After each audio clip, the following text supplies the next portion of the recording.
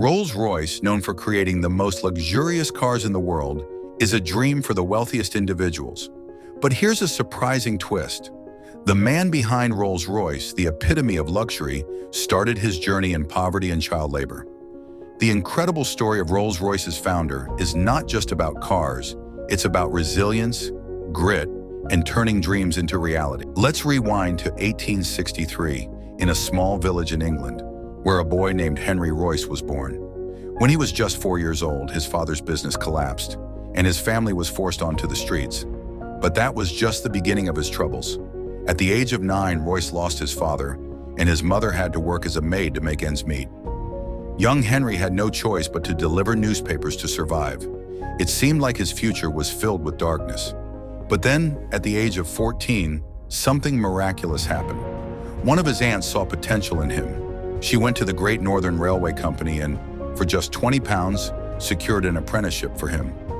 Over the next 3 years, Henry worked tirelessly, reading countless books and learning practical skills in carpentry, mathematics, and most importantly, electronics.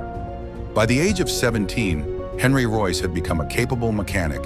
At 21, Royce was working as an engineer at a company called Max & Weston, but due to financial difficulties, the company was about to shut down. Royce had the option to find another job, but instead he decided to take a bold step and start his own electrical engineering business.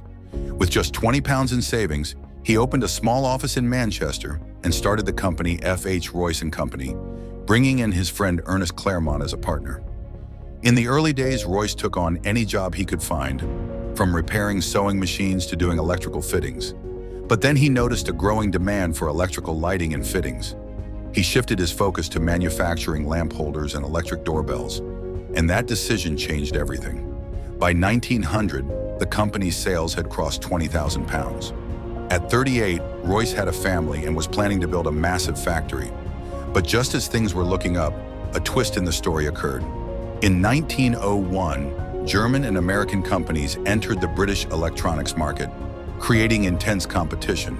The prices of electrical equipment plummeted, and despite his best efforts, Royce's business began to collapse. All his hard work seemed to be in vain, and his mental and physical health deteriorated. But here's where fate played a role.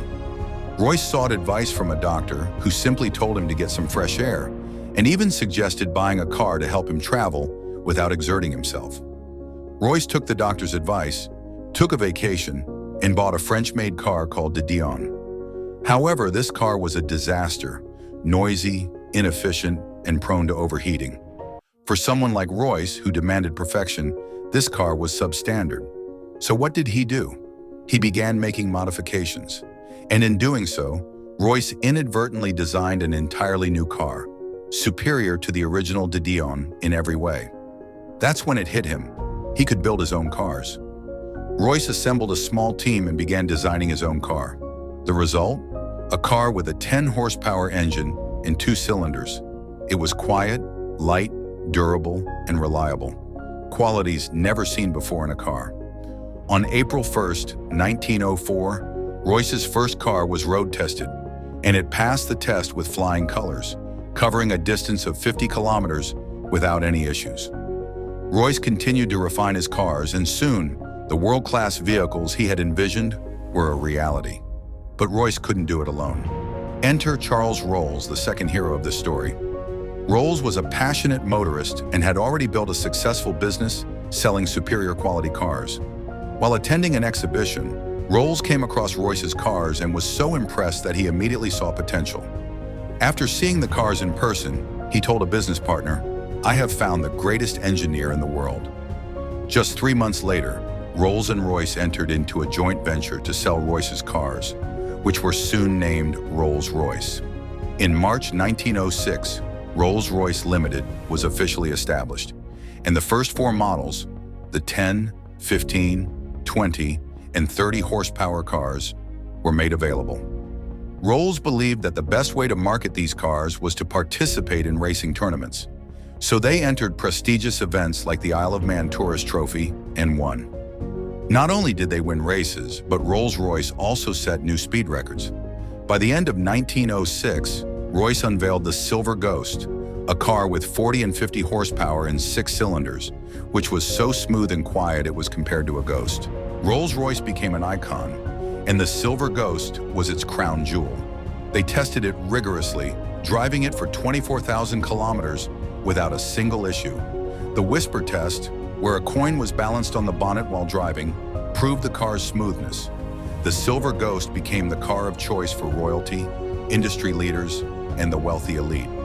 But just as Rolls-Royce was on top of the world, tragedy struck.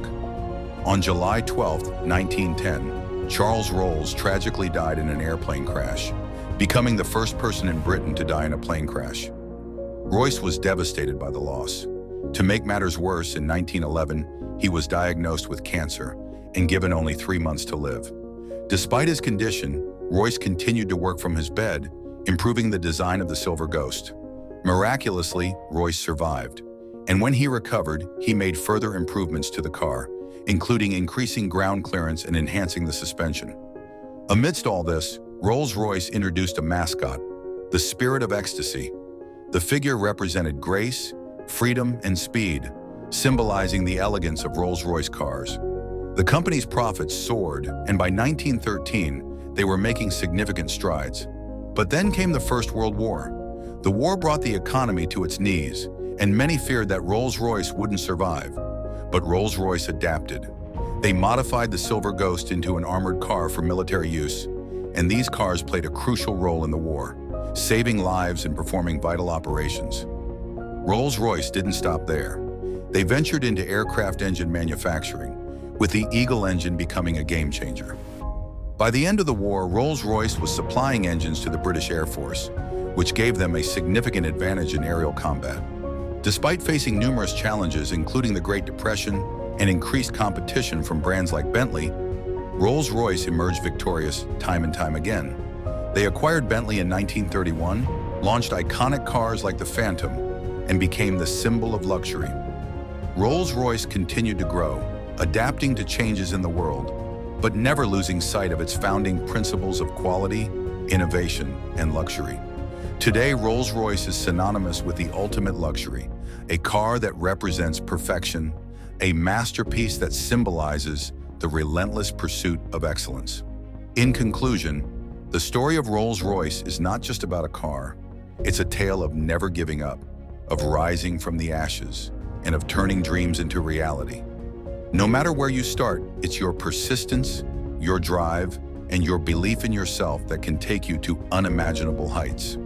So ask yourself, what's stopping you from chasing your dreams? Are you ready to create your own legacy? Because just like Henry Royce, you have the potential to change the world. Stay inspired, keep pushing forward, and remember, the road to success is paved with perseverance and passion.